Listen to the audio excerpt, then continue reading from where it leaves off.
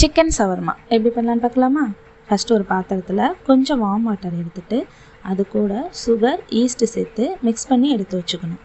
அடுத்து மைதா மாவில் salt oil activate பண்ணி வச்சுருக்க ஈஸ்ட்டு சேர்த்து நல்லா பிசைஞ்சு மேலே ஆயில் ஆட் பண்ணிவிட்டு ஒரு துணி போட்டு க்ளோஸ் பண்ணிடணும்.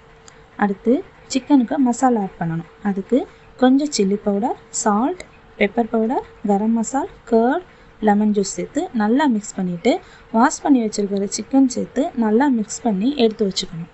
இப்போது ரெடி பண்ணி வச்சுருக்க மாவு டபுள் ஆகியிருக்கும். அதை மறுபடியும் நல்லா பிசைஞ்சிட்டு நான் தேய்ச்சி எடுத்துருக்க மாதிரி எடுத்து பேனில் சுட்டு எடுத்து வச்சுக்கணும். நெக்ஸ்ட்டு பேனில் ஆயில் ஆட் பண்ணிவிட்டு சிக்கன் போட்டு நல்லா பொரித்து எடுத்துகிட்டு சின்ன சின்னதாக கட் பண்ணி வச்சுக்கணும். இப்போது உள்ளே வைக்கிற ஸ்டஃபிங் ரெடி பண்ணிக்கலாம். அதுக்கு ஒரு பாத்திரத்தில் கட் பண்ணி வச்சுருக்க சிக்கன், முட்டைக்கோஸ் சேர்த்துக்கணும்.